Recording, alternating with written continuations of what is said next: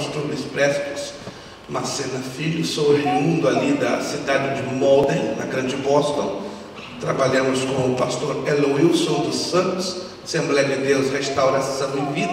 E também sou um dos professores do Boston Theological School, ali em Everett, na Grande Boston. Estamos ali ajudando com o pastor Marconi Correia, que é o diretor-presidente, o reitor-presidente, na formação de obreiros preparados para a obra do Senhor. Acompanha-me mais uma vez nesta noite, o nosso irmão seminarista Paulo Henrique Fraga Gardinho. Acertei? É um nome comprido, né? Igual longo igual discurso de sogra. Paulo Henrique Fraga Gardinho, Luiz Prestes Macena Filho. Só dá 4.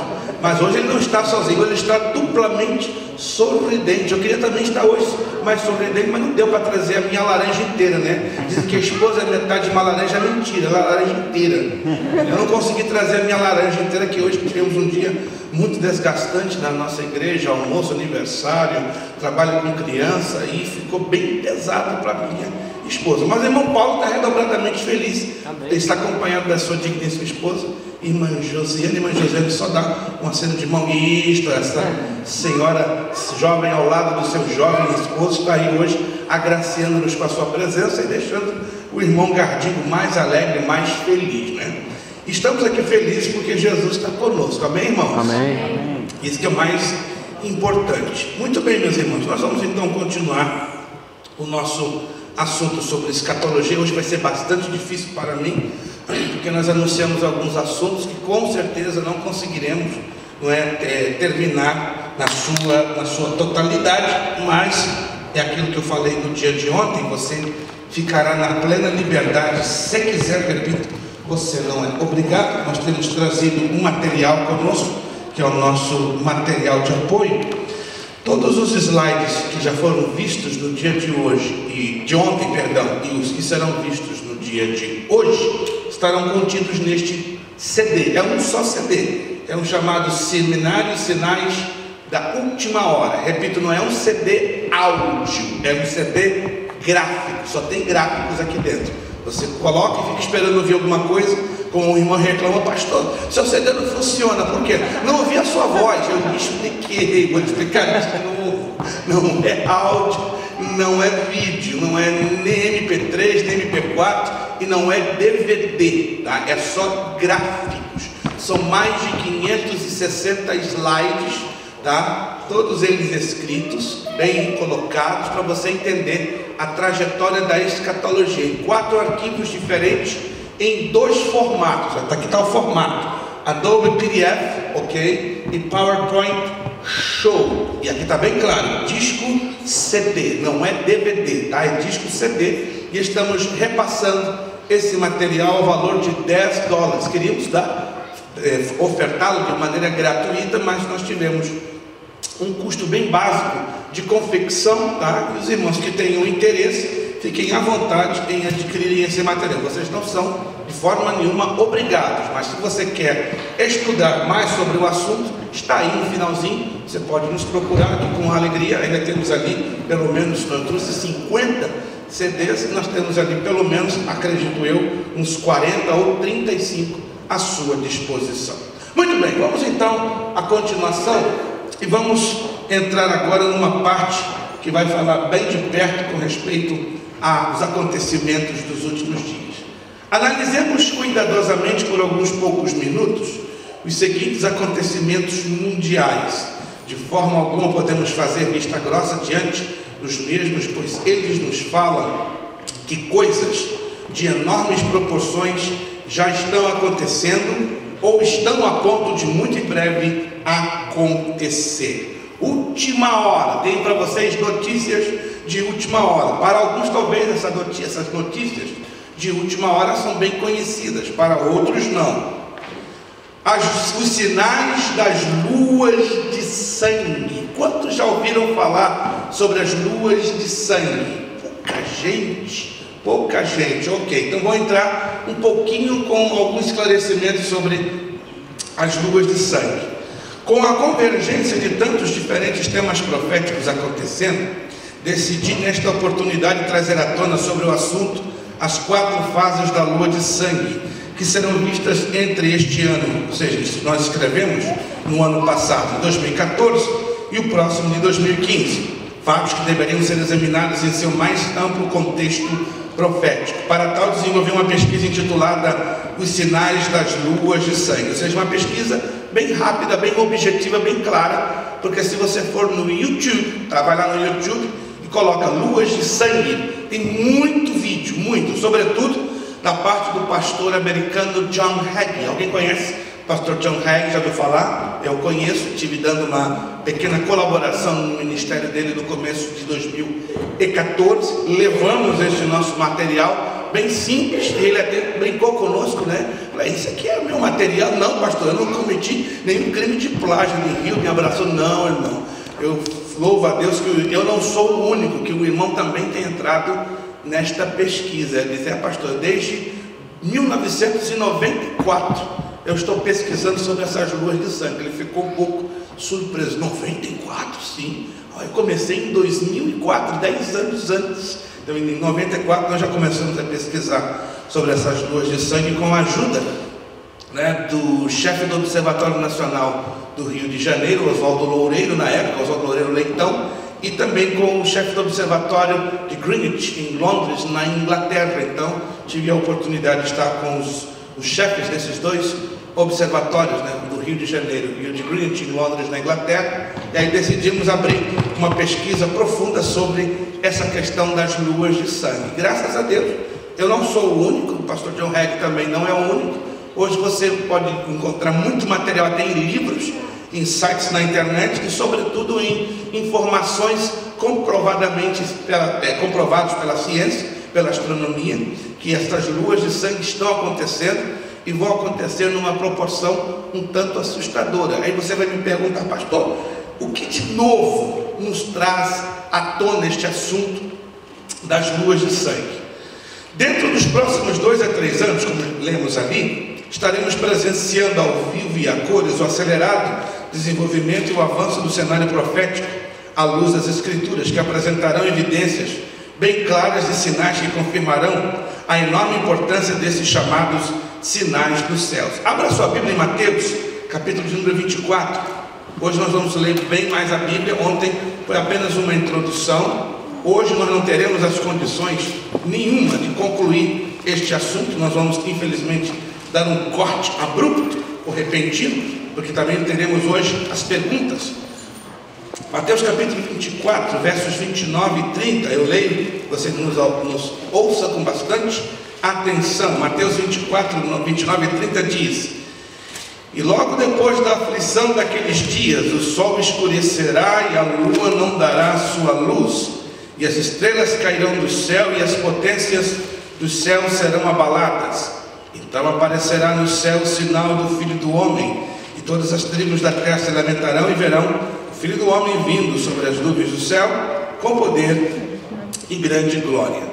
É importante esclarecer aqui 2 ou 3 coisas, porque isso causa um pouquinho de confusão. Se você quiser anotar, fique à vontade, anote no seu caderninho de notas, anote na sua Bíblia, em algum lugar que você possa realmente ter anotado para não se esquecer. Veja, analise comigo aqui o verso 29. Logo depois da aflição daqueles dias, tá? A palavra aflição no idioma do grego koiné, porque lembre-se que o Novo Testamento não foi originalmente escrito em língua portuguesa, nem em espanhol, nem em inglês, nem em francês, nem muito menos em alemão. O grego koiné foi o idioma usado para a redação dos 27 livros do Novo Testamento. De Mateus a Apocalipse, ele está integralmente, originalmente redigido no texto do grego koiné. É o chamado texto original do Novo Testamento. Com o passar do tempo, esse texto do grego koiné foi copiado, recopiado, copiado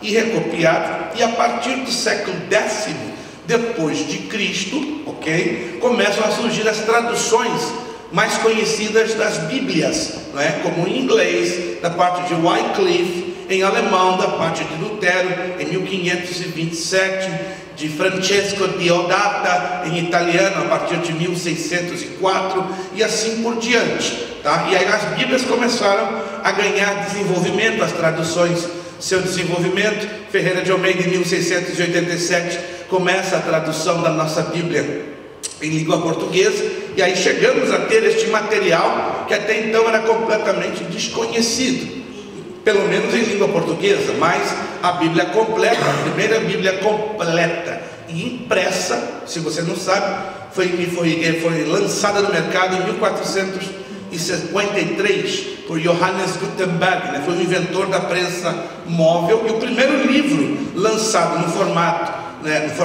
livro e no formato de imprensa foi por Gutenberg em 1453. Porque eu estou dando esses esclarecimentos? É para você entender que o material que nós temos hoje é um material antigo, que não é, no caso, a Bíblia Sagrada, e que a tradução da Bíblia Sagrada ela deve ser muito considerada.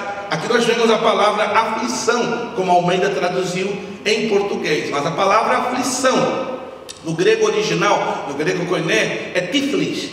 Tiflis quer dizer algo que é esmagado por força, debaixo de uma grande prensa. E esta expressão tiflis, ela está relacionada com a grande tribulação. Jesus e o apóstolo Paulo mencionam pelo menos 29 vezes entre os evangelhos e as epístolas paulinas a expressão grega megathiplis, ou seja, grande prensa, ou grande opressão, ou grande tribulação. Então, a primeira coisa que estamos identificando nesse versículo 29, e logo depois da aflição daqueles dias, aqui está se referindo à grande tribulação. Estamos na mesma página? Amém? Amém. O sol escurecerá. Que tempo tomará a grande tribulação? Alguém se lembra? Qual é o tempo total que tomará a grande tribulação? Os que vieram ontem podem se lembrar? 7 anos. 7 anos. Então vamos interpretar aqui o texto. Depois de 7 anos, ou quase no findar destes 7 anos, o que vai acontecer? O sol escurecerá, e a lua não dará sua luz, e as estrelas cairão do céu, e as potências do céu serão abaladas. Então Jesus está falando que vai haver uma atividade cósmica de alta proporção, bem pertinho do findar, da finalização da grande tribulação. Verso 30, faz sentido o verso 29 que estamos falando, porque ele se encaixa perfeitamente com o verso 30. Então, o que quer dizer então? Depois destes sinais que serão clarissimamente vistos depois do quase chegar o final da grande tribulação, aparecerá no céu o sinal do Filho do Homem. Que sinal é esse? Jesus regressando com a igreja glorificada, como ontem falamos, impedindo a destruição da nação de Israel através de uma batalha que vai estar acontecendo, a batalha do Armagedon. E todas as tribos da terra se lamentarão. Encaixa direitinho com Apocalipse capítulo 1, verso 7 e verso 8. E verão o Filho do Homem vindo sobre as nuvens do céu com poder e grande glória. Então nós estamos entendendo que no final da grande tribulação vai ocorrer uma terrível, fortíssima atividade cósmica, ou nos corpos celestiais. Lucas capítulo 21, outra palavra que Jesus deixa em conexão com esse assunto. Lucas capítulo de número 21, Evangelho de Lucas, capítulo 21, do verso 25 ao 28 diz: e haverá sinais no sol, na lua e nas estrelas, e na terra angústia das nações, em perplexidade pelo bramido do mar e das ondas, homens desmaiando de terror na expectação das coisas que sobreviverão no mundo, porque os poderes do céu serão abalados. Analise comigo o verso 25 e 26, ele já é mais abrangente. O texto de Mateus que acabamos de ler, ele é mais restrito. Por que restrito? Porque ele se localiza, ou ele se volta, ou dá ênfase, ou enfoca um acontecimento em particular que vai, ou acontecimentos, melhor dizendo, em particular que vão acontecer no finzinho da grande tribulação. Já Lucas, Jesus através de Lucas, já dá uma brecha maior. E haverá sinais no sol, na lua, nas estrelas e na terra. Aí entra outra discriminação: a angústia das nações, em perplexidade pelo bramido do mar e das ondas. Aqui já está falando do tempo total da grande tribulação, 7 anos. Como é que eu sei disso? O verso 26 me explica mais. Homens desmaiaram de terror na expectação das coisas que sobrevirão ao mundo, porque os poderes do céu serão abalados. Então anote aí, o verso 25 e o verso 26 fala da extensão dos 7 anos da grande tribulação. Aí entra o verso 27. E então, ou seja, depois desse tempo passado, virão vir o Filho do Homem numa nuvem, com poder e grande glória. Aí volta de novo Lucas a mencionar o final da grande tribulação. Aí o verso 28 é curioso. E quando essas coisas começarem a acontecer, ou seja, antes da grande tribulação mesmo acontecer, porque está bem claro aqui, ó. E quando essas coisas começarem a acontecer, ou seja, antes que a própria grande tribulação seja oficialmente instaurada ou estabelecida, nós estaremos vendo alguns movimentos dentro destas características aqui mencionadas. Ao que Jesus orienta: olhai para cima e levantai a vossa cabeça, porque a vossa redenção está próxima. Em outras palavras, irmãos, eu tenho uma boa notícia para você. Para mim ela é excelente. Quer ouvir a boa notícia? O nosso tempo na terra já acabou. Glória a Deus. Nosso tempo na terra já acabou. Não, pastor, o que é isso? Você acredita? Há coisa de 4 semanas eu estive almoçando com 3 pastores. Não vou mencionar os nomes deles, né? Porque são pastores muitíssimo conhecidos na área de Boston. Então éramos um total de 4. Estava eu mais 3. E na mesa, conversa vai, conversa vem. Estou quietinho, porque quando eu estou comendo, eu prefiro ficar ouvindo e comendo. Aí os pastores começaram a tocar com vara curta o assunto de escatologia. E eu estou quieto. Eu quero comer. Não quero falar de escatologia aqui agora não. Mas inevitavelmente 2 me provocaram: pastor, esse negócio de vinda de Jesus, o senhor ainda acredita nisso? Só acredito. Eu continuo comendo. Não, pastor, isso aí, essa de dizer que Jesus ainda que Jesus vai vir o mais rápido possível. Não, pastor, eu creio que o arrebatamento vai 20, 30, 50 anos. Aí me deu vontade de sair dali e ir embora. Não, você está enganado. Aí vem o outro pastor, o terceiro: pastor, eu acredito no arrebatamento, mas não tão rápido como tantos estão pregando. O que o senhor acha disso? Qual é a sua opinião? Eu não tenho opinião. Não, claro que você tem opinião. Não, eu não tenho opinião. Agora, se vocês querem ouvir o que a Bíblia fala, aí eu estou aqui aberto para falar. Agora, eu não tenho opinião sobre este assunto, porque o que a Bíblia declara, o que ela determina, ela é taxativa, tá? Eu não tenho opinião. É um direito até nosso, né? Temos opiniões sobre certos assuntos escatológicos ou teológicos, mas neste assunto eu particularmente decidi desde o princípio, tá? Isso foi há 40 anos atrás, decidi não ter opinião. Por isso que eu tenho estudado, investigado, para eu não cair na chamada teologia da axologia. Eu acho, eu penso, eu imagino, eu deduzo. Não, eu deixo a axologia para quem quiser. Neste assunto eu não sou axólogo. Neste assunto eu sou aluno, aprendiz e um pequeno investigador. Aí os 2 outros me cutucaram: o senhor há quanto tempo está investigando esse assunto? 40 anos. O quê? Desde os meus 14 para 15 anos eu comecei a investigar esse assunto. E que conclusão que o senhor chegou? Estou em andamento ainda, estou em aprendizado. Mas o senhor não chegou a nenhuma conclusão, tenho chegado a várias. A mais impressionante é que a trombeta não vai demorar para tocar. Aí eu percebi daqueles 3, né, 2 ficaram muito frustrados, colocaram a mão na cabeça: não, pastor, o senhor está iludido, Jesus ainda vai tomar muito tempo para voltar. Aí eu fiz um acordo com os 2. Vamos fazer um acordo para terminar esse assunto, porque eu quero comer. Qual acordo? Foi uma coisa bem simples, irmãos. Foi bicho 7 cabeças. Eu dei meu cartão de visitas para cada um dos 2. O terceiro já tinha o meu cartão. Vamos combinar o seguinte: vocês 2 toda semana me vão telefonar. Eu vou atender o número de vocês, eu vou anotar o número de vocês e vou mandar um e-mail, tá? Toda semana. Vamos combinar assim? Tá bom. Toda semana. Se eu não puder, em seguida eu retorno com uma chamada, com um text message, tá? E mando um e-mail também. Toda semana vamos estar em contato. A semana que eu viajar, eu vou avisar: eu estou viajando. ok?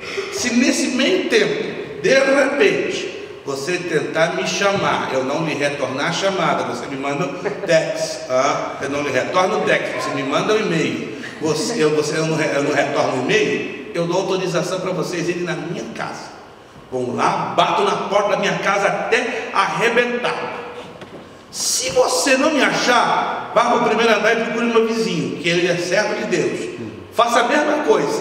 Se você chegar à conclusão que ninguém atende, nem no terceiro andar onde eu moro, nem no primeiro onde mora meu vizinho, que é o presbítero da igreja, qual é a conclusão que você vai chegar? Os dois estão viajando. Não, nós dois fomos arrebatados. Só está brincando com a nossa cara. Eu tenho idade para brincar com a cara de vocês. Olha para mim, ficaram assim meio assustados. Tá? Eu sou um pouquinho mais velho que vocês, né? Eu tenho uma média de 40, 45 anos, eu tenho 55 anos. Aí o segundo gostou. Fechado, pastor. Fechado.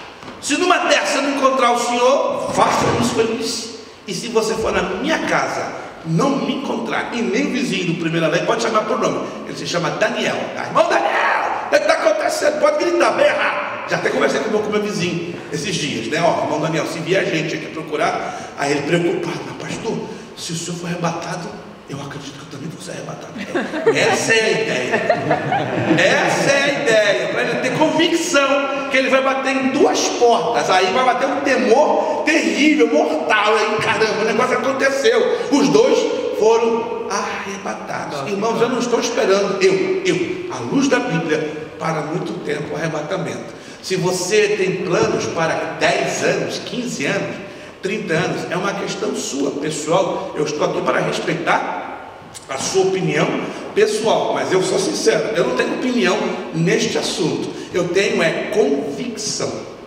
Uma coisa é você ter opinião e outra coisa é ter convicção. E eu não estou aqui para ensinar você a ter convicção. Eu estou aqui para despertar você a abraçar uma convicção que é uma coisa tão íntima e tão pessoal como a sua impressão digital. Eu não posso ensinar você a ter a minha impressão digital, isto é, eu não posso ensinar você a ter a fé que te leva à convicção em crer que o arrebatamento não demorará muito tempo. E este estudo de escatologia, ainda aqui muito rápido, é só para mostrar a você fatos. Tem crente que é só movido por fatos, não é apenas por não, eu sou movido por fé e por fatos. Não é só gasolina, você quer também um empurrão? Então eu vou te dar um empurrão. Então ok, aqui estamos para ajudar a motivar a sua fé, mas nós vamos apresentar fatos. Se depois dos fatos você ainda não se convencer, eu não posso fazer mais nada. O que eu posso fazer só é orar para o Espírito Santo abrir os seus olhos espirituais, para você enxergar que tudo que está acontecendo ao seu redor não é outra coisa senão os acontecimentos da última geração. Alô? Tem outra boa notícia, pelo menos para mim ela é excelente. Nós somos a última geração da igreja na face da terra. Não vai ter outra geração. Como o senhor se atreve a dizer isso? Eu me atrevo, baseado no relógio. Ó, o meu relógio diz aqui que são 20 para as 8. No relógio de Deus já está acabando o tempo, ou já acabou de uma certa forma o tempo. Deixa eu avançar para mexer um pouquinho mais com a sua cabeça, porque eu estou aqui para isso, né? Assim como Elias foi o perturbador de Acabe e Jezabel, eu tenho uma outra boa notícia. Eu sou o perturbador de Ló.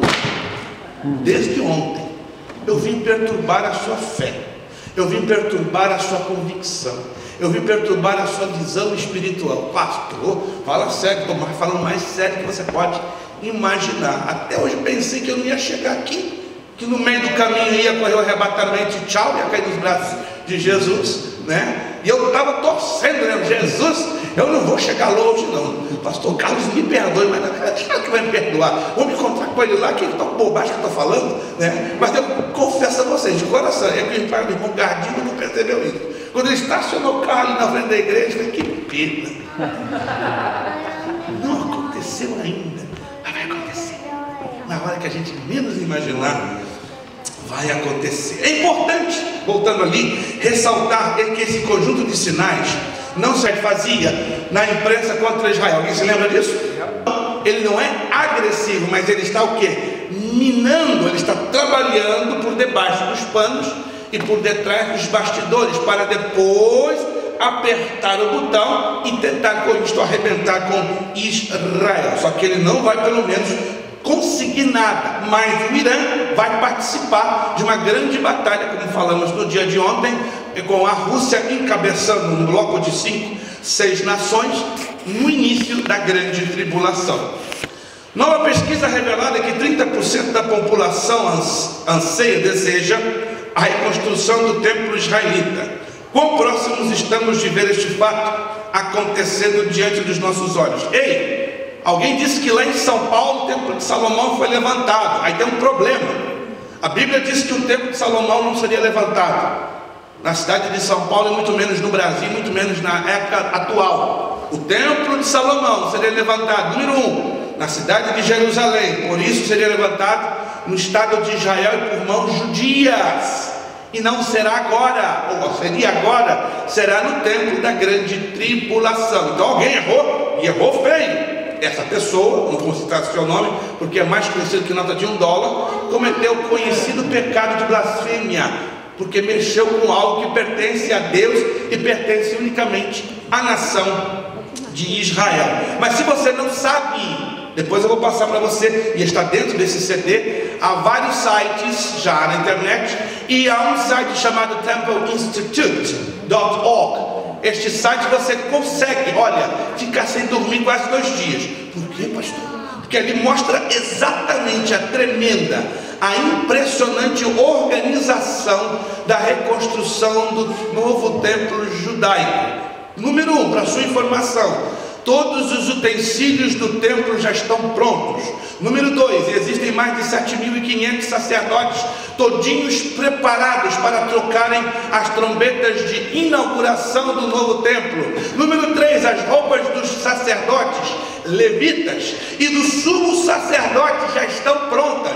Número 4, as mais de 200.000 vacas vermelhas que vão ser usadas para os sacrifícios de inauguração, porque segundo a lei, para esse tipo de cerimonial se faria necessário que a presença do sacrifício dessas vacas avermelhadas. E note que por 19 séculos essas vacas desapareceram, foram dadas como extintas, e misteriosamente, desde o ano de 2010, essas vacas vermelhas começaram a descer as colinas de Golã, vindo do Líbano e entrando dentro de Israel. Nunca ninguém conseguiu entender da onde vieram essas vacas. Outro fato mais interessante, elas começaram a surgir na cidade de Oklahoma, no estado de Oklahoma, aqui nos Estados Unidos. Tanto que os Estados Unidos, de 2011 para cá, se tornou o maior exportador destas vacas avermelhadas. Que isso, pastor? Essa historinha é muito bonita, mas é historinha de carochinha. Não. Você vai nesse site, que você vai ter acesso dentro do disco, e você vai ficar assim. Já está tudo preparado. E o que os judeus estão esperando para levantarem o templo? Uma ordem. Uma ordem. Os judeus, irmãos, estão esperando a chegada de Yoshua HaMashiach. Yoshua HaMashiach para os judeus quer dizer o Salvador ungido, que para nós, segundo a Bíblia, é Jesus Cristo. Irmãos, os judeus ortodoxos, que não creem na Bíblia como um todo, muito menos na pessoa do Senhor Jesus Cristo, há um grande número deles, que estão tendo revelações. O grande rabino de Tel Aviv, há 3 anos atrás, isso está no Jerusalem Post, ele estava dormindo profundamente e ele sonhou, e foi publicado em Jerusalem Post, que um homem saía de uma grande nuvem brilhante, portando uma coroa na cabeça, na sua mão esquerda uma torá e na sua mão direita uma espada. E o rabino no sonho perguntava: quem és tu? Eu sou Yoshua HaMashiach, a quem os teus ancestrais cravaram na cruz do Calvário, ali em Jerusalém. O homem dá um salto na cama e grita: meu Deus, não pode ser! Aquele que foi crucificado é o nosso esperado Messias. Então Jesus, irmãos, está se revelando aos judeus. E por que será que a igreja, na face da terra, está tendo grande sono, o sono espiritual que atrapalha de enxergar o momento do arrebatamento? Eu vou explicar a você agora, porque daqui a pouquinho nós vamos entrar no intervalo de 10 minutos para o momento de louvor e para o ofertório da igreja local. Abra comigo comigo a sua Bíblia no capítulo 25. Pastor, você não vai conseguir terminar hoje. Eu sei disso. Eu estou consciente que eu vou terminar. Mateus capítulo 25, versículo de número 13. Aliás, versículo 25, 1 a 13. Mateus capítulo 25, do verso 1 ao 13. Esse texto é conhecido, mas nós não observamos os detalhes. Então o reino do céu será semelhante a 10 virgens. Repita comigo, 10 virgens. 10 virgens. O número 10 é o número das coisas completas na Bíblia. Que tomando as suas lâmpadas, repita comigo, tomando as suas lâmpadas. Tomando as suas lâmpadas. Tu não tomaram café hoje, repita comigo, tomando as suas lâmpadas. Agora alguém tomou Red Bull e está falando mais alto. Tomando as suas lâmpadas. Lâmpada na Bíblia fala, número 1, alma. Número 2, o espírito disposto. Número 3, uma vida rendida e entregue ao altar de Deus. E saíram ao encontro do esposo. Repita comigo, saíram ao encontro do esposo. Saíram ao encontro do esposo. Alguns tomaram café, outros não ainda, mas tem Red Bull na casa. Muito bem, o esposo quem é? Jesus. E 5 delas, repita comigo, e 5 delas eram prudentes e 5 loucas. Isso quer dizer que próximo da segunda vinda de Jesus, dentro de cada igreja local haveriam 2. O senhor tem o atrevimento de fazer esta afirmação? Tem, porque a lei da hermenêutica bíblica e o hebraísmo me dão essa autoridade, não porque eu quis ou inventei isso. A Bíblia tem esse mecanismo que me dá essa autoridade e essa autorização. O número 5 é o número da graça de Deus e o número da seleção. Então aqui Jesus está deixando bem claro que dentro de cada igreja local vão coexistir 2 igrejas. A igreja que está esperando, a igreja que está orando, a igreja que está amando e ardendo em desejos de ver o segundo regresso de Jesus Cristo. E vai haver aquela outra igreja que não está nem aí com a hora do Brasil, que não está nem aí com o arrebatamento, está completamente focada nesta terra. Está dizendo aqui, 5 delas eram prudentes e 5 loucas ou nécias. As loucas ou as nécias, tomando as suas lâmpadas, isso é, suas próprias vidas, não levaram azeite consigo, não levaram a graça, a unção, a fortaleza do próprio Deus. Mas as prudentes, escute, levaram azeite em suas vasilhas. Além de levarem azeite, o azeite que aponta para a simbologia do Espírito Santo, levaram vasilhas. O que quer dizer vasilhas? O Salmo 119, versículo 105 diz: lâmpada para os meus pés é a tua palavra e luz para o meu caminho. Nos tempos de Jesus não existia luz elétrica, muito menos lanternas, flashlights. Não sei se alguns de vocês já viram em desenhos, em filmes, a chamada lâmpada de Aladim. Alguém já viu em filmes e desenhos a lâmpada de Aladim? Um negócio assim pequenininho, né? Com um biquinho comprido fino e com uma tampinha.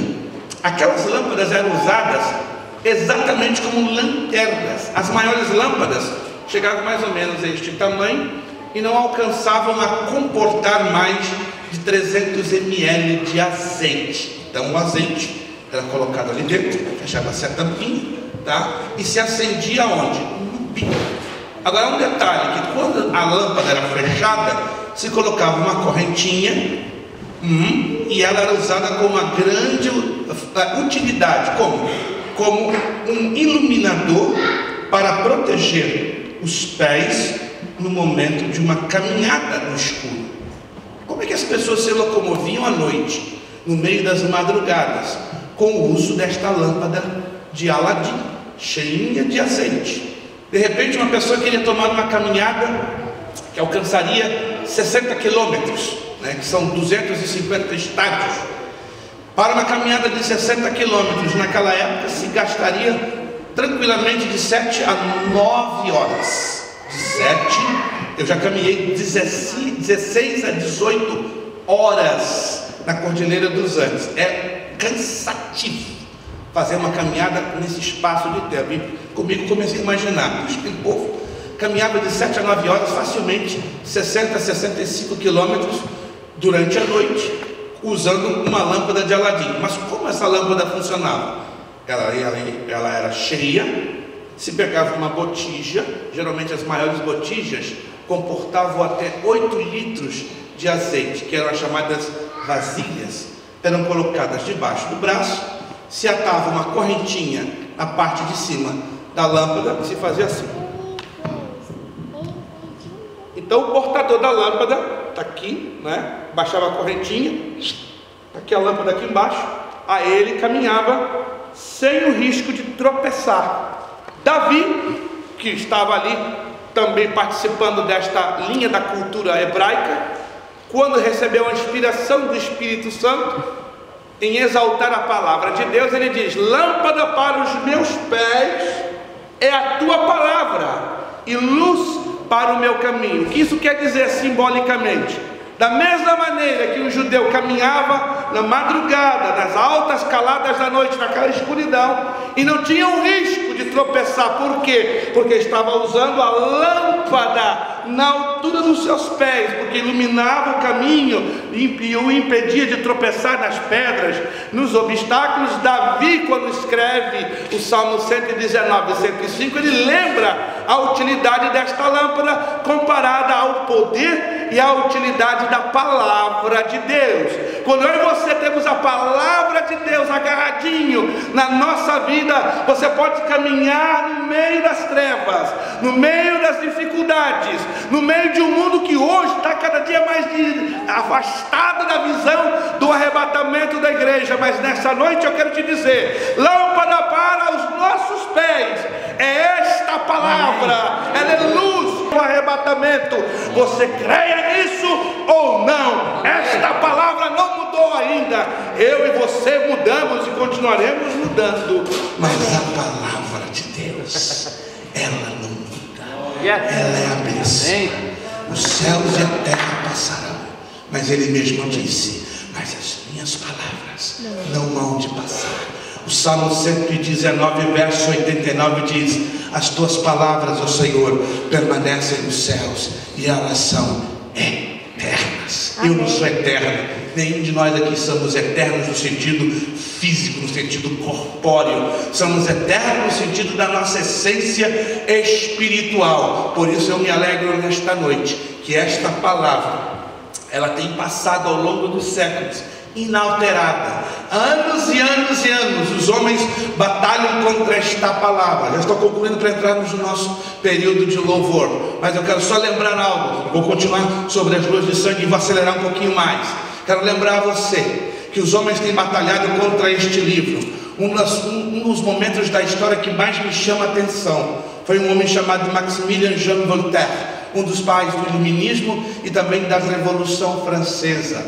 Voltaire, no momento que ocorreu a queda da Bastilha, em 14 de julho de 1789 em Paris, ele gritou na Bastilha, diante da Bastilha: ah, este livro! Voltaire mandou queimar em praça pública, diante da Bastilha, 57.200 exemplares da Bíblia. Ele se alegrava em ver a Bíblia, os exemplares da Bíblia se queimando, ardendo, e Voltaire disse: este livro dentro de 50 anos será esquecido e estará completamente esquecido da memória e do coração das pessoas. Mas em 1794, o mesmo Voltaire, que anos antes estava diante da Bastilha queimando mais de 57.000 exemplares do livro sagrado, Voltaire estava deitado numa cama, agonizando, dores por todo o corpo, estava com câncer linfático terminal, não havia retrocesso, não havia saída. Voltaire estava se encontrando com a morte. De repente Voltaire se agarra na cama com a sua mão esquerda, segundo a história, levanta o seu punho direito e grita: Je le vencemi, moi, Galileu, tu me venceste, Galileu. E Voltaire dá o seu último alento de vida e expira e morre. 3 anos depois, em 1797, a mesma casa e o mesmo quarto onde Voltaire expirou, dizendo: tu me venceste, Galileu. Ali se abre e é inaugurada a Sociedades Bíblicas da França. Em 1800, quando Napoleão Bonaparte ainda era cônsul vitalício, perto de ser coroado imperador da França, em 1800, a Sociedade Bíblica da França, ela emite mais de 945 mil exemplares da Bíblia em francês, em inglês, em italiano, em espanhol, em até português, e é distribuída em todo o mundo. Quero dizer a você que não adianta, os homens querem destruir a Bíblia, mas a Bíblia é indestrutível, a Bíblia é imutável, a Bíblia é maravilhosa. Céus e terra vão passar, eu também vou passar, mas esta palavra aqui, de jeito maneira ela vai passar. E tudo o que está acontecendo da parte do nosso Deus, como cumprimento da profecia. Você louva a Deus por isso? Amém. Depois dos comerciais, depois do ofertório, perdão, estou com comercial na cabeça, porque quando eu ministro seminário de escatologia eu dou comercial, mas aqui não vou dar comercial não, tá? Depois do ofertório, no momento de louvor, nós vamos falar um pouquinho mais sobre estas luas de sangue. O que elas significam? Qual o valor profético desses acontecimentos? No próximo dia 20 de março, teremos o maior eclipse do Sol nunca visto antes, nos últimos 278 anos. Vai deixar o mundo de boca aberta. Logo em seguida, no dia 4 de abril, na Páscoa judaica, a terceira lua de sangue. Logo em seguida, em 13 de setembro, quando ocorrer o ano novo judaico, o maior eclipse anular da lua nunca antes visto nos últimos 129 anos. E por fim, no dia 28 de setembro, na festa dos tabernáculos, no Sukkot, outra e a última lua de sangue. Mas pastor, qual a importância profética dessas luas de sangue? Falaremos em seguida. Vamos falar que o ano de 2013 foi um dos piores anos para ser cristão. Alguns acontecimentos proféticos que aconteceram em 2013. Crise na Ucrânia. Vamos falar um pouquinho de Vladimir Putin. Vamos falar um pouco do pré-tribulacionismo, do mesotribulacionismo, do pós-tribulacionismo. Vamos falar também sobre Israel, o principal relógio de Deus na terra. Vamos falar também sobre a questão da Síria, entrando com a questão do ISIS, entre a Síria e o Iraque, e um movimento iadista que está aterrorizando o planeta. São cientes que na semana passada a França foi golpeada por 3 atentados quase que seguidos. Bélgica, se você não sabe, já foi atingido com um atentado com uma ameaça iadista.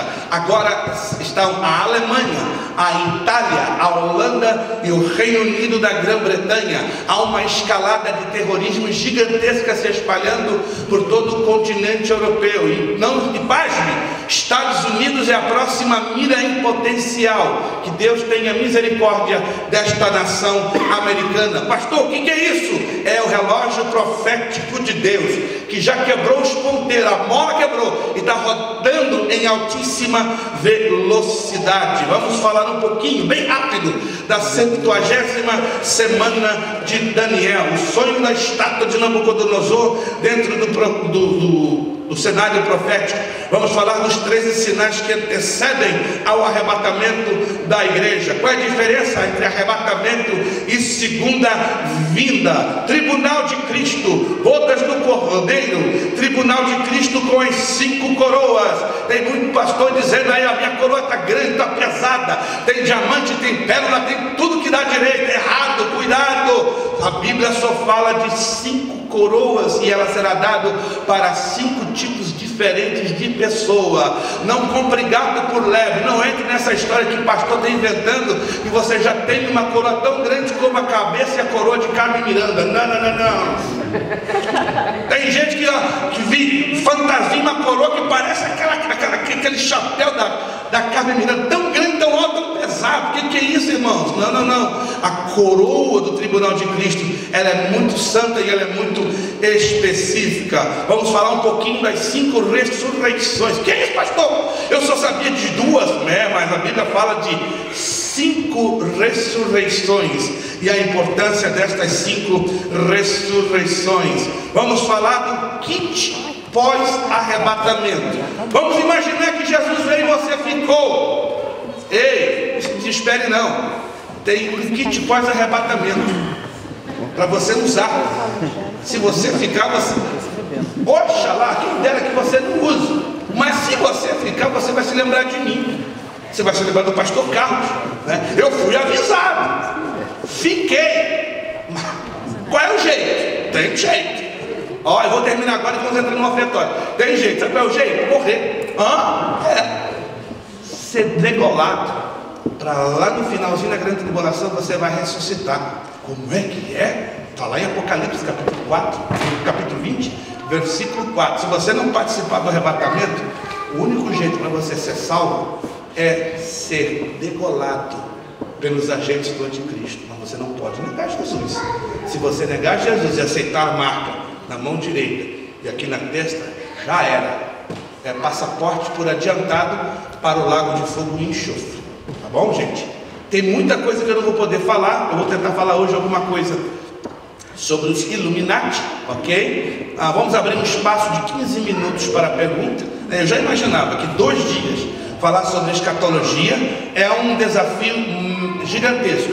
Se eu chegar hoje a trabalhar com 5 a 10% do assunto, incluindo o que já falamos ontem, eu já estou feliz, alegre da vida, porque eu já tinha ideia que 2 dias é muito difícil, né? No segundo dia que a gente começa a esquentar os motores, né? Geralmente são 3 a 4 dias. Eu vou ministrar agora no mês de maio, final de maio, vou ministrar 11 dias, uma igreja hispana na Flórida, todos os dias, e lá vou chegar pelo menos a 70, entre 50% a 70%, amém, mas a gente faz o que está dentro das disponibilidades. Vamos colocar de pé, falar com Deus, uma breve oração eu quero fazer, com permissão do pastor Carlos, e eu quero passar a palavra para ele, já para introduzir ao momento do louvor e do ofertório. Muito obrigado, Senhor Deus, por esta preciosa oportunidade que estamos tendo para estudarmos a Tua Palavra. Amém. Alguns aqui talvez estão um pouco assustados,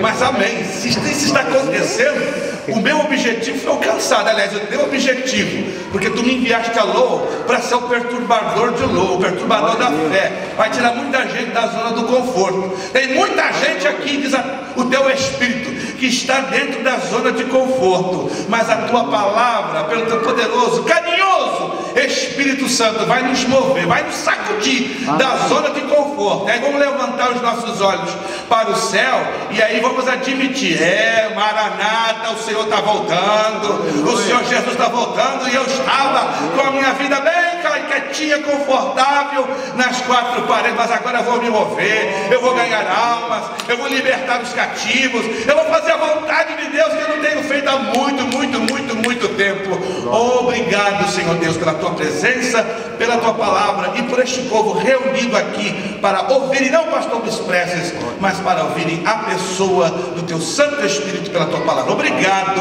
e abençoe esse momento do ofertório, esse momento de louvor, esse momento de adoração que faz parte do culto, em o nome de Jesus. Pastor Carlos. Já vai louvar.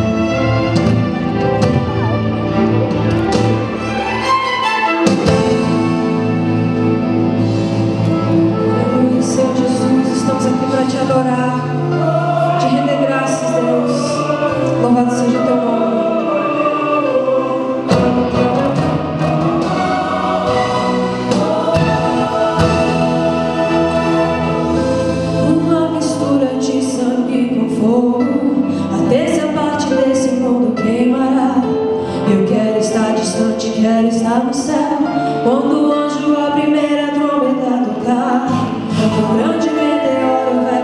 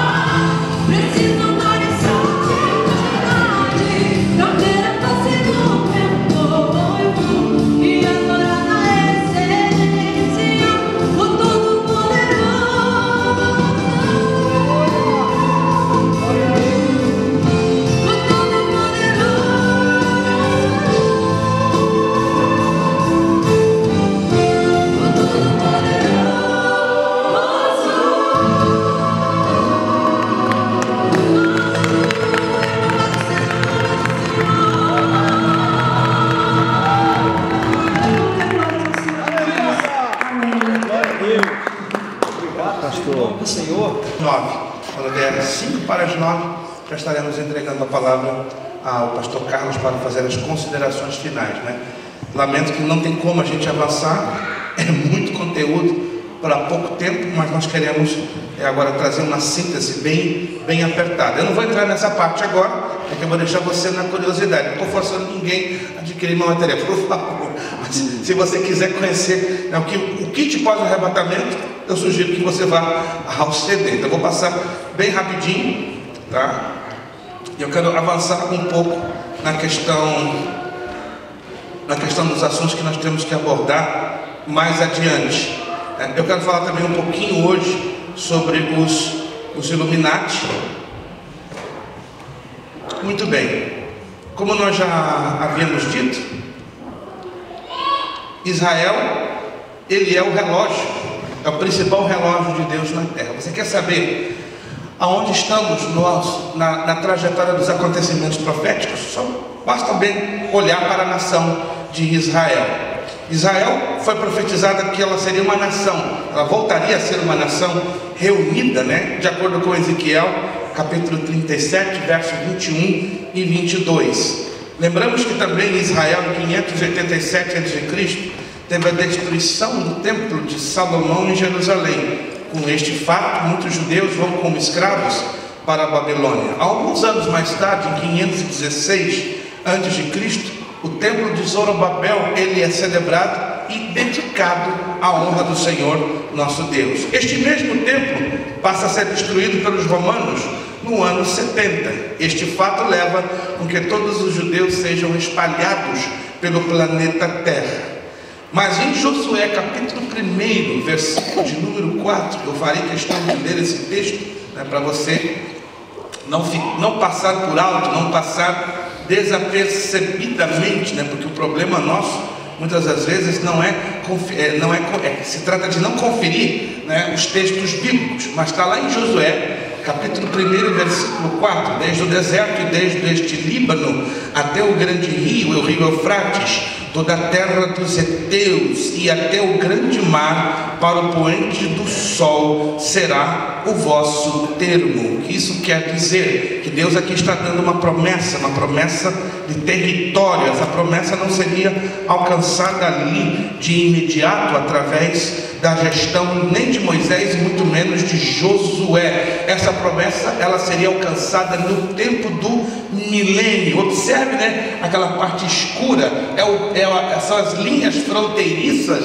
das terras prometidas à nação de Israel. Se você observa ali, pega uma parte do Egito, pega uma parte da Arábia Saudita, uma parte da Jordânia, da Síria, metade do Iraque, uma parte da Turquia. Todo este território será o território da terra prometida que Israel terá na ocasião do reinado de 1000 anos de Cristo sobre a face da terra. Uma outra visão, só para você ter uma ideia, claro, ali uma visão que não inclui o Egito, mas mostra que mais de 3 milhões 950 mil quilômetros quadrados de território será ocupado pela nação de Israel quando Jesus governa 1000 anos sobre o planeta Terra. Aí você entende um pouquinho da razão desses conflitos no Oriente Médio.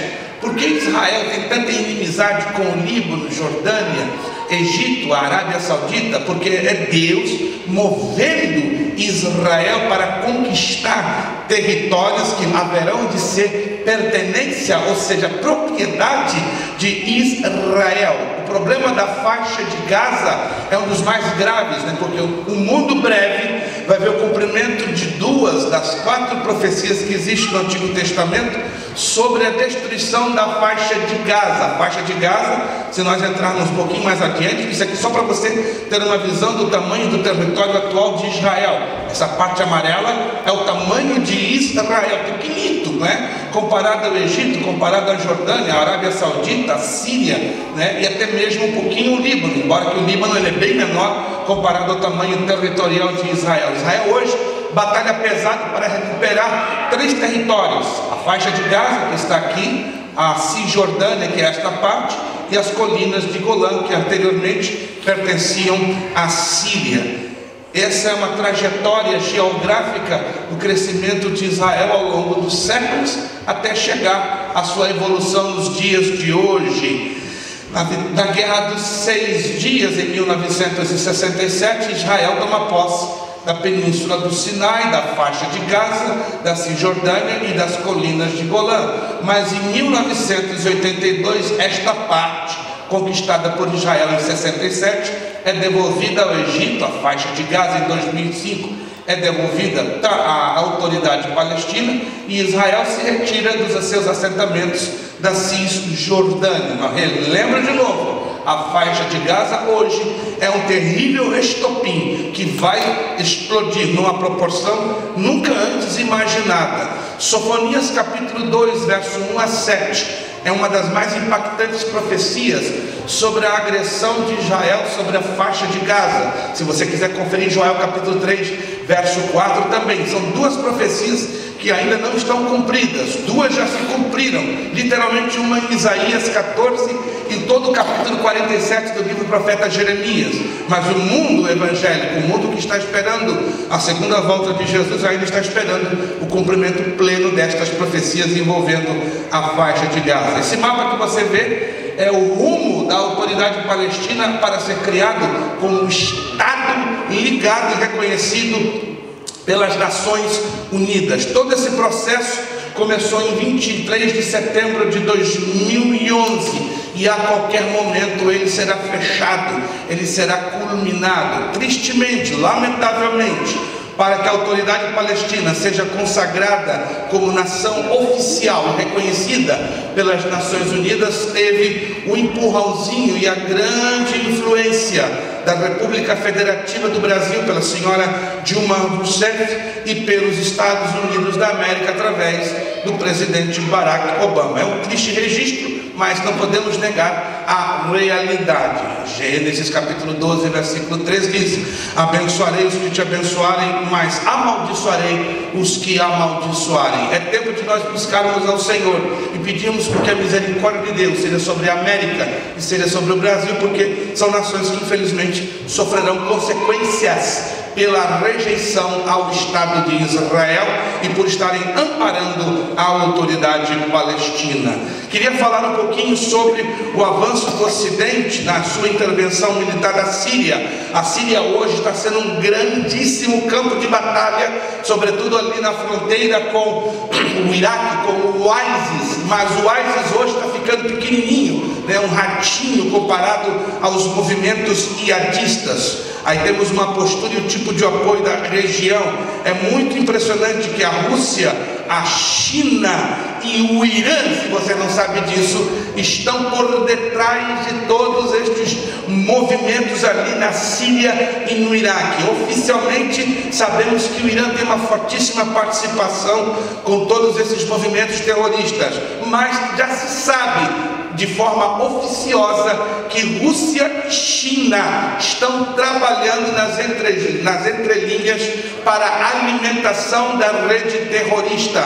Não é oficial, porque isso colocaria o presidente da China e o presidente da Rússia em uma situação muito desconfortável perante as Nações Unidas. Mas já tem essa ideia, já se tem apoio, já se tem informação que Rússia e China, isso não é uma invenção e não muito menos uma teoria de conspiração, estão por detrás desses movimentos terroristas com os jihadistas, né, que detonaram ali na França, Bélgica, e agora estão tendo como Reino Unido, Alemanha, Itália como os próximos alvos. Queria falar sobre Bashar al-Assad, né? Queria falar sobre a sua vida, sobre a sua trajetória e porque ele foi o pivô de uns movimentos mais estranhos que já se viu em toda a história da humanidade naquela região. Por que ele se tornou tão polêmico e tão importante com respeito ao ISIS? Ele, na verdade, é o pai, é o criador, ele é o motivador e o alimentador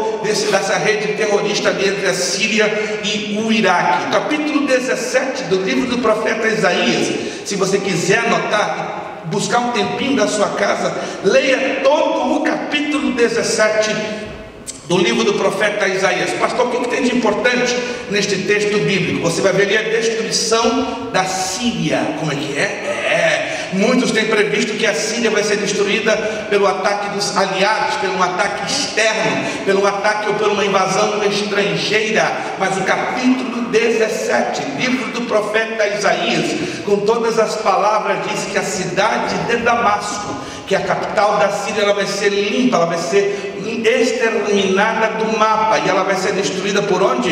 Pelo lado de dentro. Vai haver um golpe político de proporções não esperadas e não imaginadas, que vai derrubar o presidente Bashar al-Assad e vai desintegrar a cidade de Damasco, e isto vai deslocar o ISIS da Síria, e ele vai para algum lugar que nós não temos ideia, mas o ISIS vai sair daquele eixo Síria-Iraque, porque uma vez que a Síria perca a sua estabilidade política com a destruição de Damasco, não haverá uma razão técnica para a manutenção daquela rede terrorista. Então eles vão se deslocar para uma outra área que não sabemos e não se sabe ainda. Isso que estou falando não é especulação, isso já é um fato bíblico, já é um fato profético. É que o tempo não me permite, então você lê em casa o capítulo 17 do livro do profeta Isaías e acompanhe passo a passo. É como se fosse uma narrativa jornalística a destruição da cidade de Damasco e do país da Síria.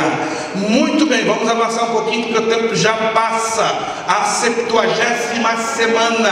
Dentro deste nosso CD você vai encontrar inteiramente em espanhol. Por quê? Porque nós temos dedicado muitos desses slides que vocês estão vendo que alguns deles estão escritos em espanhol, pelo fato que nós passamos um bom tempo ministrando este assunto a uma vasta comunidade hispana dentro dos Estados Unidos. Já ministrei em muitas igrejas hispanas, aqui em Massachusetts, Connecticut, Nova York, New Jersey, Califórnia, Oklahoma, Idaho, Tennessee, Kansas, aonde tem igreja hispana. O Senhor tem aberto as suas portas, temos levado a sua palavra e temos também ministrado este seminário de escatologia. Como a comunidade de língua portuguesa não tem tido interesse sobre este assunto, então eu tenho feito um CD dividido, uma grande parte desses slides decidi mantê-lo em espanhol, e uma minoria eu converti em português. Se amanhã mais tarde a comunidade brasileira se interessa por esse assunto, eu só lançaria um trabalho ou um CD unicamente em português. É triste dizer a vocês que no ano de 2011, eu ministrei em 96 igrejas hispanas este assunto de escatologia, uma média de 3 igrejas quase por mês.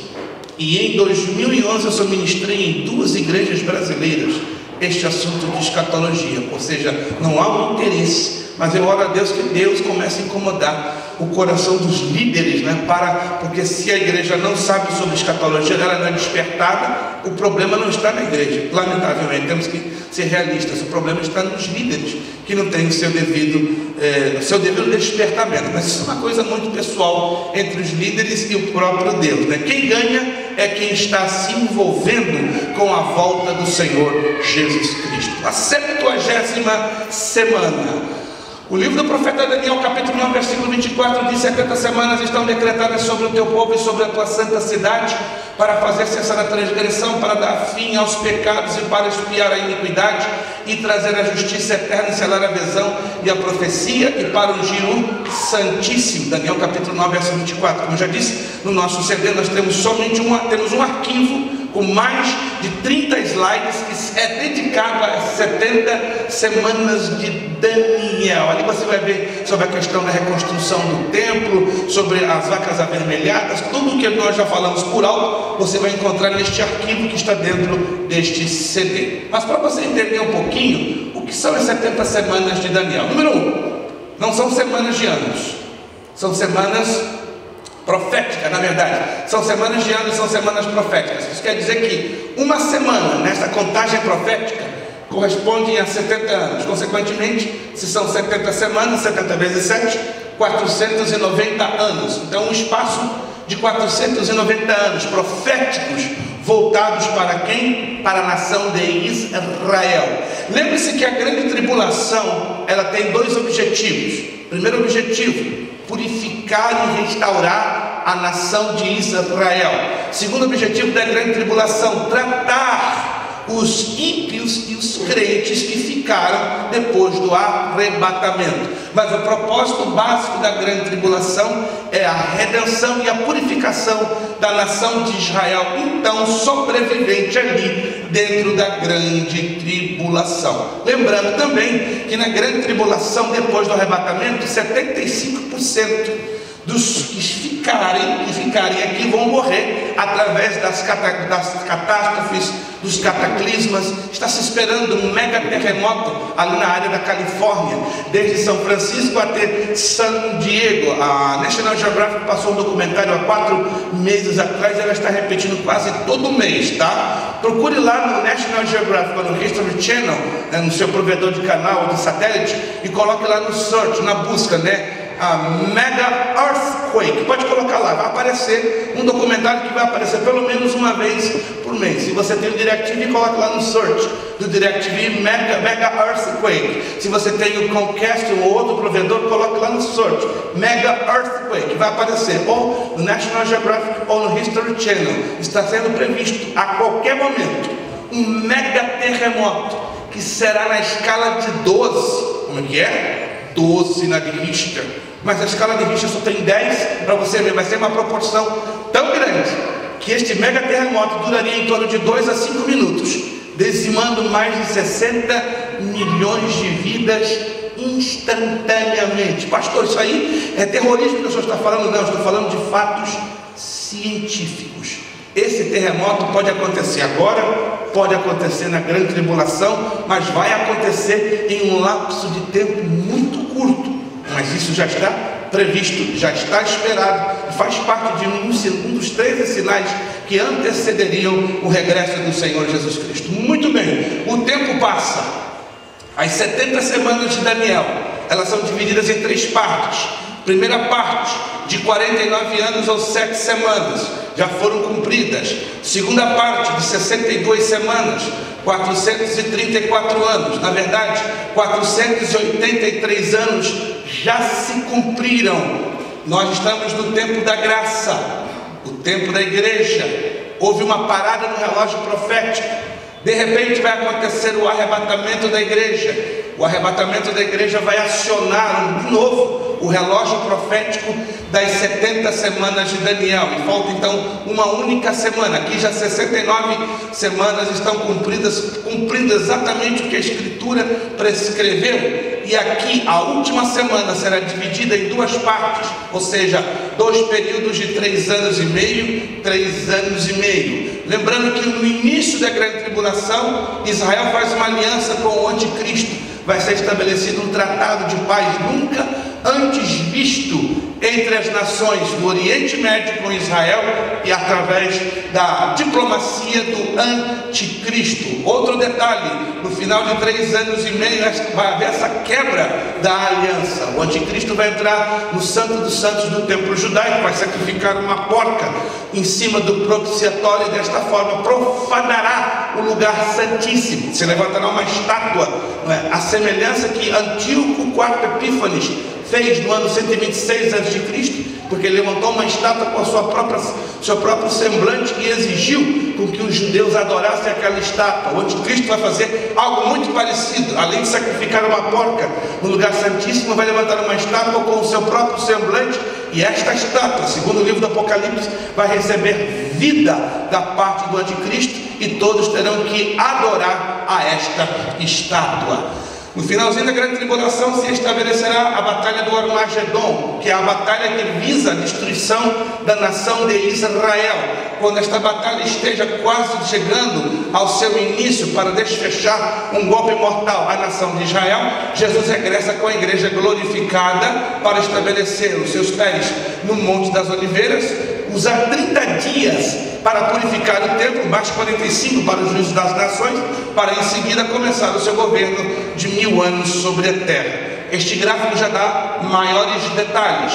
Em 5 de março de 444 a.C. começa as 70 semanas de Daniel com o decreto de Artaxerxes, de acordo com Neemias 2:1-8, para a reconstrução dos muros. 69 semanas passam, o Messias, ele é cortado. Jesus é crucificado no dia 30 de março do ano 30, na verdade, não crucificado, ele entra em Jerusalém no ano de 33 e 30 de março, mas ele é crucificado em 3 de abril do ano 33. Então, a partir da morte de Jesus, fica um gap, fica um espaço de tempo, onde as 69 semanas, elas se cumprem, mas elas param de ser contadas, voltarão a ser contadas no momento do arrebatamento da igreja, isto é, o período de uma semana, das 69 e das 70 semanas, se cumprirá literalmente no período da grande tribulação. O sonho da estátua de Nabucodonosor mostra a trajetória dos reinos humanos na terra, né? O reino babilônico, a cabeça de ouro, o Medo Persa, peito e braços de prata, a Grécia, ventre e coxas de metal. Roma é simbolizado pelas pernas de ferro e pelos pés de ferro em barro. Lembre-se que os pés de ferro em barro representam a ressurreição do Império Romano através da União Europeia, que hoje conta com 28 membros, mas que na ocasião da grande tribulação estará representada a União Europeia por 10 membros, ou literalmente 10 dedos. Interessante, né, que na analogia histórica, esses 10 dedos falam também da divisão do Império Romano lá no passado em 10 reinos, ou seja, hunos, francos, burgúndios, anglo-saxões, visigodos, suevos, lombardos, vândalos, évanos e ostrogodos. Outro detalhe interessante, a Bíblia fala lá no livro de Daniel, capítulo 7, capítulo 8, que estaria saindo da cabeça de um bode com 4 chifres, e esses 4 chifres falam exatamente dos 4 generais que Alexandre o Grande tem, ou teve. Na verdade, Alexandre morreu em maio de 323 a.C. na cidade de Babilônia, de Tifo. Não deixou herdeiros, não deixou sucessores. Diz a história que quando Alexandre estava para dizer o nome do seu sucessor, diz a história que ele levantou o seu punho direito e começou a tremer e começou a balbuciar o nome do seu sucessor. Diz os historiadores que ele teve um ataque epilético e ali morreu. Nunca se soube qual foi o seu sucessor. E claro, a Bíblia disse claramente que da cabeça do bode, que é o símbolo do Império Grego, do próprio Alexandre, teriam que sair 4 chifres, ou seja, 4 generais que tomariam, que cortariam em 4 partes o reino de Alexandre o Grande, que foram Cassandra, Lisímaco, Ptolomeu e Seleuco. Irmãos, a Bíblia se cumpre ao pé da letra. O homem pensa que ele é alguma coisa nesta terra, mas o que está escrito neste livro se cumpre ao pé da letra. A Bíblia é história, história é Bíblia. Não adianta taparmos o sol com a peneira. Tudo que está escrito aqui, queira eu ou não queira, queira você ou não queira, já está em processo de cumprimento, já está em cumprimento e vai se cumprir de uma maneira assustadora, de uma maneira impressionante, de uma maneira maravilhosa. E aí temos que reconhecer que este livro não é produto da imaginação humana, não é produto do coração do homem, mas é produto do coração de Deus. É o mapa do viajante, é a bússola daquele que está olhando para as mansões celestiais. O que mais esperamos desta vida, irmão? Temos o melhor livro do universo ao nosso dispor, temos o maior orientador do nosso lado, chamado Espírito Santo, temos a promessa da sua vida, temos a graça de Deus como seu escudo protetor. O que mais precisamos nesta vida? Precisamos de fé, precisamos de convicção, precisamos do fogo do Espírito Santo, levando com que nós ganhemos mais almas e povoarmos mais as mansões celestiais. Ei, tem alguém aqui ainda esperando a segunda vinda de Jesus? Amém. Tem alguém aqui ainda esperando a segunda vinda de Jesus? Amém. Só o gardinho com a esposa. Alô? Tem alguém aqui ainda esperando a segunda vinda de Jesus? Amém. Eu estou assustado. Acho que eu vou sair por aquela porta. Irmãos, eu ainda acredito, eu ainda espero. Eu estou há 45 anos esperando o arrebatamento. Pastor, é muito tempo esperando. A igreja está esperando há 19 séculos. E a igreja ainda não perdeu a visão. Aleluia. Alguns estão perdendo, mas a igreja vitoriosa do Cristo ainda está ligadinha. 20 para as 9, cheguei no horário crucial, no horário perigoso, não vou poder mais avançar. Deixa eu só avançar em alguns tópicos aqui bem rapidamente. Estes seriam os 13 sinais que antecederiam a segunda vinda de Jesus, falsos cristos, guerras e rumores de guerra, turbulência política entre as nações, fomes, pestes, terremotos, perseguição ao povo de Deus, escândalos, ódios, traições mútuas, crescimento das heresias, multiplicação da iniquidade, que na verdade isso está acontecendo com os crentes, de acordo com Mateus 24:12, sinais da esfera celestial, sol, lua, estrelas, crise global, financeira, moral e espiritual. Há uma diferença entre arrebatamento e a segunda vinda. O arrebatamento vai se dar nos ares. Cristo não toca seus pés em terra, só a igreja que vai participar do arrebatamento. Em seguida, um período de 7 anos de grande tribulação. No finalzinho da grande tribulação, Cristo volta para a igreja glorificada e todo mundo conhece a revelação física direta do Senhor Jesus Cristo. Aqui estão as diferenças entre arrebatamento e a segunda vinda. Tribunal de Cristo. O tribunal não é para condenar ninguém. O tribunal não é para lançar ninguém do céu para a terra. Alguns ensinam, né, que alguém vai chegar lá no céu, vai ter um anjo lá e vai dizer, ó, você tem a senha, não tem volta para a terra. Errado. O tribunal de Cristo não é para mandar ninguém de volta para a terra. É para julgar os crentes segundo os seus serviços prestados ao Senhor na terra. Esse julgamento mostrará como administramos nossos bens, nossa vida, dons, dádivas, energias, dotes, talentos, enfim, tudo que de Deus recebemos. As bodas do Cordeiro vai ser o casamento, a união de Cristo com a igreja de todas as eras, e Cristo nos servindo a mais maravilhosa e gloriosa Santa Ceia. Nós vamos tomar um tempinho aqui, pelo menos 5 minutos, com o tribunal de Cristo. A igreja é arrebatada, se encontra nos ares com Cristo. Quando a igreja chegar lá em cima, um fogo vai passar no meio da igreja. Não é o fogo da condenação, mas é o fogo do julgamento. Diz a Escritura, de acordo com 1 Coríntios capítulo 3, verso 11 ao 15, 2 Coríntios 5, 10, os crentes serão julgados por suas obras. As obras serão qualificadas em 2 parâmetros: obras no nível de ouro, prata e pedras preciosas. Se você observar isso, são os metais mais caros. Ouro é mais caro, prata é o segundo e pedras preciosas é o terceiro. Estamos na mesma página? Sim. Estamos na mesma página? Sim. Perfeito. Por outro lado, vamos ver as obras de qualidade perecível, na seguinte ordem: madeira, feno e palha. Madeira primeiro, feno segundo, palha terceiro. O fogo de Deus vai passar na vida dos crentes. Algumas obras vão subsistir ao fogo, algumas na qualidade de ouro, outras na de prata e outras na de pedras preciosas. Algumas obras de alguns crentes não vão subsistir, vão ser queimadas como pelo fogo. Está lá no texto, eu não estou lendo o texto porque o tempo está apertando muito rápido. Algumas na qualidade de madeira vão aguentar. Você sabe que quando passa o fogo na madeira, a madeira se queima. Quantos sabem que a madeira queima? Mas dependendo da intensidade do fogo, a madeira ela sofre um chamuscado, correto? E ela não é queimada de todo, não se sofre deterioração. Mas o feno, quando recebe o fogo, ó, já era. A palha nem se fala, não fica nem lembrança, só cinza. Então alguns vão ter essa surpresa. Aonde eu quero chegar, pastor? O tempo já foi embora. Para você entender, aqui na terra muitos de nós estamos servindo a Cristo com segundas intenções. Como assim? Estamos servindo a Cristo para querer aparecer. Estamos servindo a Cristo para sermos aplaudidos, para sermos reconhecidos, para sermos venerados, para sermos até mesmo adorados.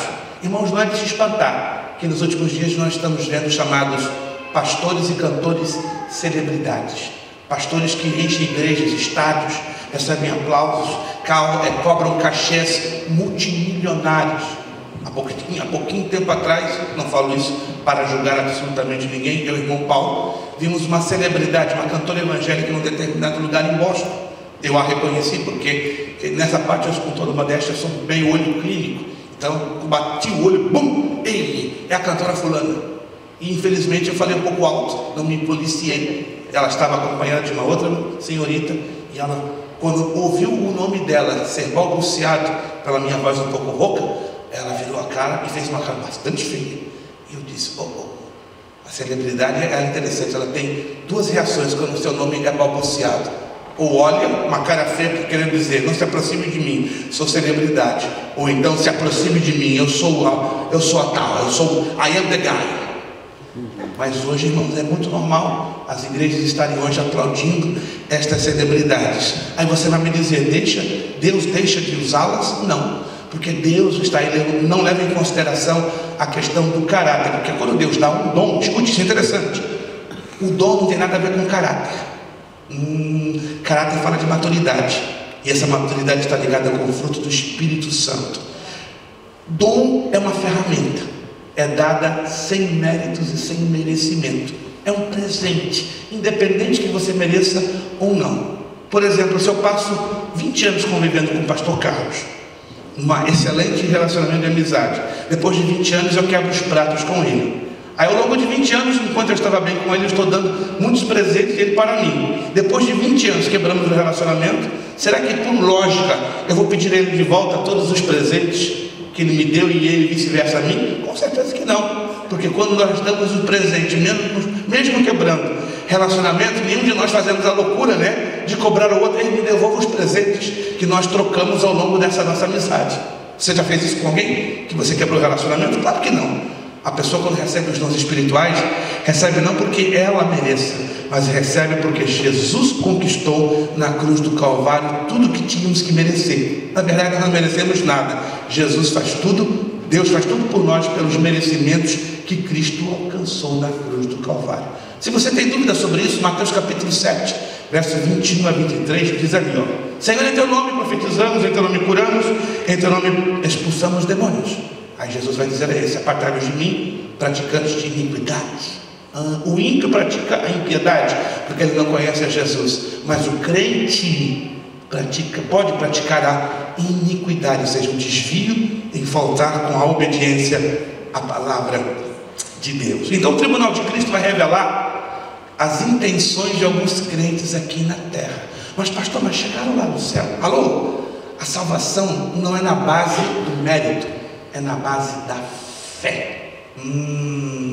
A fé sem obras é morta, é verdade, mas através da fé é que nós somos salvos, é dom de Deus. Amém? Estamos na mesma página? Efésios 2:8 pelo menos nos ensina isto. Ok, como a fé é dom de Deus, e esta fé que vai nos levar a chegar nos céus e adquirirmos a salvação, então o tribunal de Cristo, qual vai ser o objetivo? Deixar bem claro, e vai expor-nos. É como, vamos dizer assim, não é exatamente desse jeito, você até pode me mal interpretar. É como Deus querendo, como não nos envergonhar, mas deixar bem claro: ó, você está aqui hoje, do meu lado aqui no céu, não porque você fez e aconteceu, é porque eu fiz na cruz do Calvário. Ó, olha só, queimaram as tuas obras, você me serviu com segundas intenções, mas eu te amei, eu te perdoei e eu te trouxe aqui por causa do meu sangue. Agora, olha só como ficaram as tuas obras. Você quis aparecer, você procurou até solapar seus irmãos de ministério para aparecer e ganhar evidência. Está aqui, é isso que você vai receber aqui: um palito de fósforo queimado. Já outros vão receber coisas que jamais imaginariam. Irmãos, vamos servir ao Senhor não de duplo, mas com um único coração, e servir com alegria, sem querer aparecer, sem querer fazer competição com ninguém. Olhe para o seu irmão como melhor do que você, alegre-se com a vitória do seu irmão. Se Deus está usando o seu irmão do seu lado, agradeça, obrigado por Deus está usando ele mais do que eu, mas não olhe ele como seu competidor, como seu rival, como seu concorrente, porque o sangue de Jesus e seu Espírito é para todos. Amém? Ou não é amém? Muito bem, 10:09, já não posso continuar. Que pena. Fiquei de falar vários outros assuntos sobre as 5 ressurreições. Fiquei de falar sobre os outros sinais, sobre o kit do arrebatamento. Fiquei de falar sobre os Illuminati. Queria falar sobre os Illuminati, é que o iPad ele fica cansado, ele dá uma de preguiçoso. Deixa eu voltar aqui. Manda mais 2 horas aí. Mais 2 horas. esse sonho é só no céu, aqui na terra o negócio não funciona não. O iPad não está respondendo porque ele tem esse probleminha. Só um minutinho, por gentileza, que eu quero só sincronizá-lo, porque eu quero entrar já nas perguntas. Perfeito, agora sim. Agora sincronizou. Muito bem, meus irmãos, são 10 para as 9. Eu quero abrir 10 minutinhos para perguntas. Eu queria usar 15. Isso, eu queria falar sobre os Illuminati, não vou ter condição nenhuma, tá? Sobre as 6 áreas humanas que estão sendo dominadas pelo governo do anticristo. Como é que é, pastor? O anticristo já está governando 100%. Como? 100% certo, mas não 100% da sua atividade.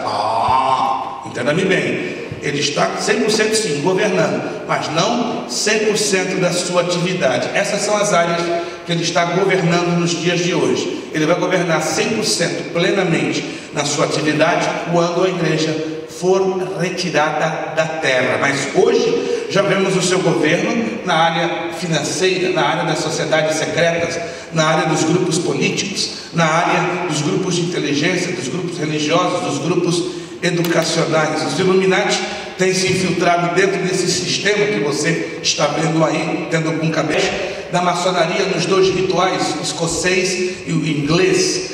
Os Illuminati hoje estão se levantando com uma força violenta. Essa é a sua criação. Este é o fundador dos Illuminati, Allen Weishaupt.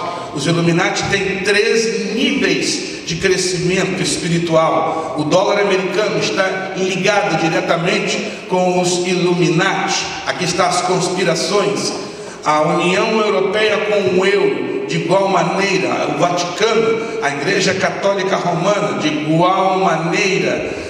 Vissarion, são um dos falsos cristos. José Luiz Jesus de Miranda, Kennedy Copeland, Oral Roberts.